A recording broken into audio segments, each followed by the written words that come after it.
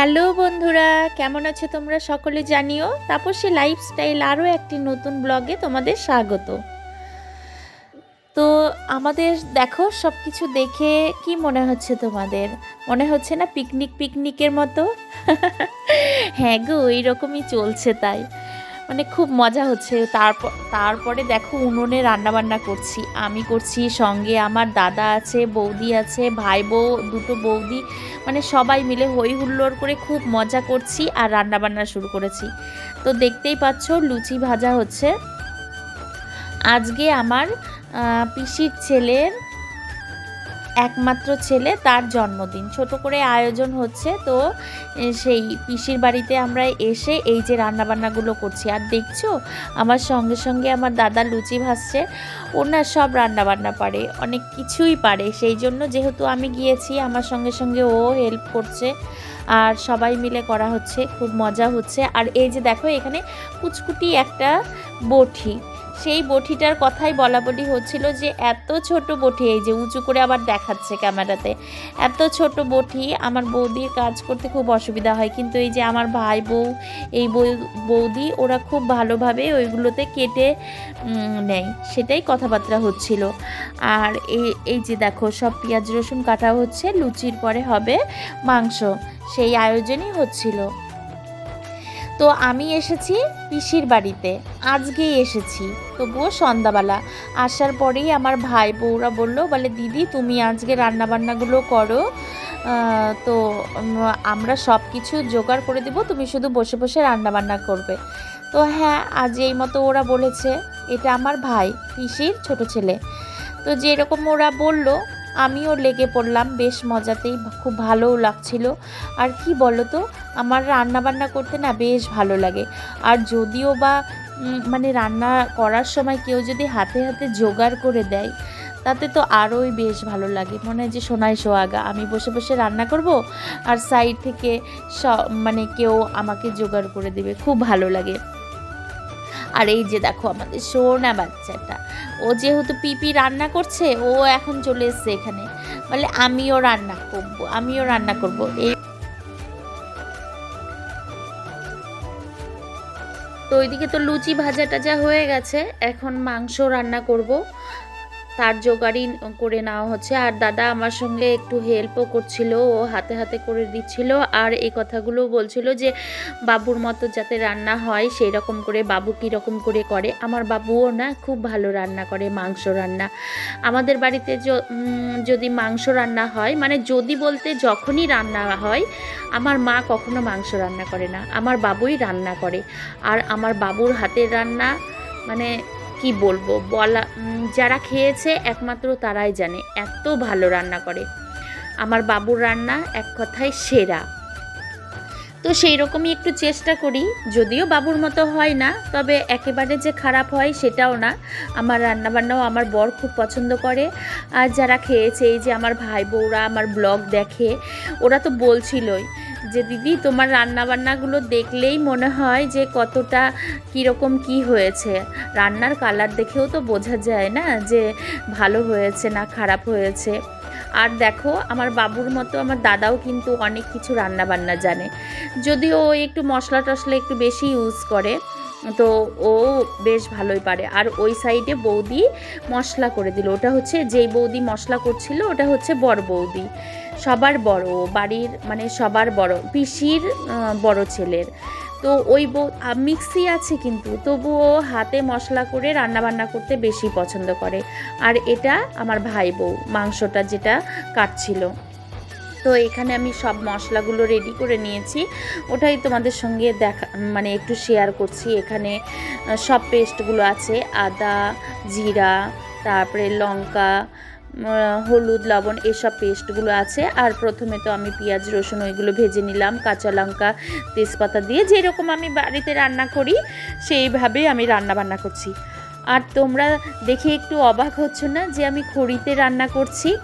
আমার পিসির বাড়িতে গ্যাসও আছে, কিন্তু যেহেতু একটু বেশি পরিমাণে আজকে একটু লোক বেশি পরিমাণে রান্নাবান্না হচ্ছে। এটা বাড়ির এক সাইডে, পিসিদের বাড়ির সামনেই কাঠচিড়ে মিল আছে। তো ওই কাঠের জালে আমার মানে ভাই ওরাও রান্নাবান্না করে, মাঝে মধ্যে রান্নাবান্না করে, গ্যাসেও করে আর উনুনেও করে। সেই উনুনটাতেই আমি রান্নাবান্না করছি। তবে আমি যে এই প্রথম আমার মনে হচ্ছে যে আমি উনুন জ্বালিয়ে এরকমভাবে রান্না করছি। আমি কোনোদিনও করেছি কিনা সেটা আমার কিন্তু মনেই পড়ছে না। ওইদিকে রান্নাবান্নাও কিন্তু হয়ে গেছে। এই যে বার্থডে বয় আমাদের সোনা বাচ্চা একটা, তো এর নাম তোজো, তারই বার্থডে হবে। আর এই যে সোনা বাচ্চা আমাদের আরও একটা ডলপুতুল, এটা তো বার্থডে যেহেতু মানে সেরকমভাবে কিছুই করবে না বলেছিল, হঠাৎ করে মানে এরকম প্ল্যান হওয়াতে আমি যেহেতু এসেছি সেই জন্য সব কিছুই ছোট্ট করে একটু হচ্ছে। আর আসার সময় এই যে এই জামাটা, কেক, টুপি সব ওইগুলো আমি কিনে নিয়ে আসি। তো সেইগুলো তোমাদের সঙ্গে আর শেয়ার করতে পারিনি, আমি ভুলেই গিয়েছিলাম। হঠাৎ করে চলে আসছি তো, আর বেশ মজা লাগছিল, সেই আনন্দেতে হয়তো তোমাদের সঙ্গে শেয়ার করতে ভুলে গিয়েছি। যাই হোক, ওদিকে রান্নাবান্নাও মানে প্রায় শেষের দিকে, আর এদিকে মানে কেকও চলে এসেছে, সব রেডি হয়ে গেছে। সেইগুলো এখন কেক কাটাকাটি হবে। Happy birthday to you.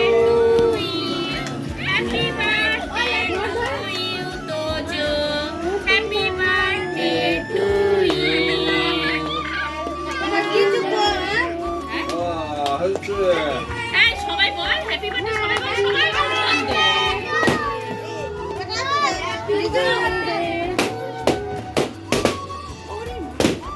হ্যাঁ, ওই যে বোম ফাটছে। ওই যে ওকে কাটলে দে, কেক খাইয়ে দিবে। তুই পরে একটু ঘুরিয়ে দিস। এই যে এটা আমার পিসামশাই, আমার একটাই মাত্র পিসামশাই। 5 বাবার মধ্যে একটা বোন, তার হচ্ছে বর, এটা হচ্ছে পিসামশাই। তো আমার বাবারা 5 ভাই, তার মধ্যে এক বোন। আর আমার বাবাদের 5 ভাইয়ের 12টা ছেলে মেয়ে, তার মধ্যে আমি একা একজন। তো তখন তোমাদের সঙ্গে বলছিলাম যে উনুনে রান্না করছি। হ্যাঁ, বেশ মজা লাগছিল উনুনে রান্না বান্না করতে। কিন্তু আমি যে কোনোদিনও উনুনে রান্না করেছি মানে কোনোদিনও বলতে ভুল, আগে তো আমাদের উনুনেই রান্না করতো আমার বাবার বাড়িতে, তারপরে তো চলে এলো গ্যাস। যাই হোক, আমি কিন্তু কোনোদিনও বিয়ের আগে এভাবে রান্নাবান্না উনুনে রান্নাবান্না কোনোদিনও করিনি। তবে হ্যাঁ, করতে আমার খুব ইচ্ছে হতো, কিন্তু আমার বাবু কোনোদিনও রান্নাবান্না আমাদের করতে দিত না, আমাকে করতে দিত না। আমি যদিও বা কোনোদিনও বসতাম মার সঙ্গে শখ করে, তো যদি বাবু দেখতে পেত, ব্যাস বাবু শুরু করে দিত, মাকে ভীষণ বকা দিত। সেই করে আমি কোনোদিনও রান্নাবান্না করিনি। সেই জন্য হঠাৎ করে মানে উনুনে রান্না করছি, আর যেহেতু কাঠচিড়া মিলের কাঠগুলো ছিল, বেশ ভালো লাগছিল, আমার খুব মজা লাগছিল। গ্যাসের আগুনের থেকেও কিন্তু উনুনের আগুনটা অনেক বেশি হয়।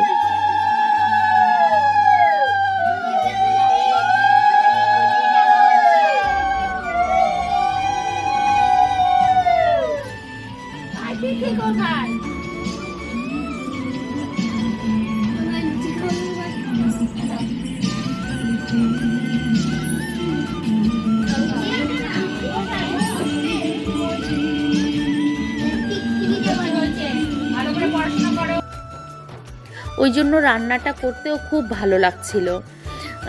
আর সবাই মিলে তো বললামই জোগাড় করে দিয়েছিল, তো সেই জন্য খুব ভালো লাগছিল। আর অনেক দিন পরে পিসির বাড়িতে এলাম, তাতে করে আরও আনন্দ লাগছিল, মানে কি বলবো। তবে আগে আমি রান্নাবান্না করলে না কি হবে, আমি না একটু আগের থেকে টিপটাপ ছিলাম। এখনও যেরকম সংসারটাকে গুছিয়ে রাখতে বেশ পছন্দ করি, আগের থেকেই আমি। আমাদের গ্রামে বাড়ি হলে কি হবে, আমাদের ঘর টর সব কিছু আমি পরিষ্কার পরিচ্ছন্ন করে, যতটুকু নিয়ে আমাদের ছিল, যেই রকমই ছিল, আমি সব সময় পরিষ্কার পরিচ্ছন্ন করে রাখতাম, টিপটাপ করে গুছিয়ে রাখতাম, ঘরগুলো সব সময় পরিষ্কার করে রাখতাম। এখনও যেরকম রাখি, আমার বলতে পারো এই মানে গুছানো গাছানির একটা ন্যাকই আছে। রান্নাবান্না না করলে কি হবে। তবে আমি আগে রান্নাবান্না করিনি, হঠাৎ আমি শ্বশুরবাড়িতে এসে সব কিছু শিখে, মানে আমার একটা কি ছিল, মানে আগ্রহ ছিল, ইচ্ছে ছিল যে আমি এটা করব সেটা করব। আমি চোখে দেখে দেখে মনে রাখতাম, ওই করে করে আমি অনেক তাড়াতাড়ি রান্নাবান্না শিখে গেছি। এখন মোটামুটি আমি সংসার চালাতে পারি খুব ভালোভাবেই, নিজের সংসারটাকে গুছিয়ে করতে পারি। রান্নাবান্না যেগুলো আমাদের মধ্যে হয় মোটামুটি সব রান্নাবান্নাই আমি পারি। তবে হয়তো ওই যে ইউটিউব দেখে অনেকে অনেক ধরনের রান্নাবান্না করে, ওইগুলো হয়তো পারি না।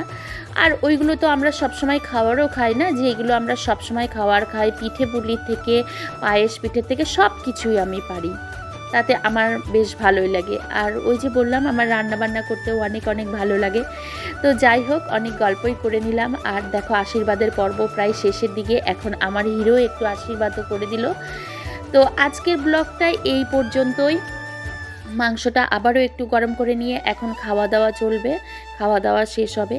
আর তো কিছু এরপরে আর কিছুই নেওয়া হয় না। দেখো মানে আমার ভাই বউরা কি বলছে, দিদি তুমি দাও, তুমি সব কিছু করো। আমি তারপরে বললাম না, আমি লাস্টে গরম টরম করে দিচ্ছি, রান্না করে দিয়েছি, এখন তোমরা দাও অথবা করো, আমি খাবার খাবো।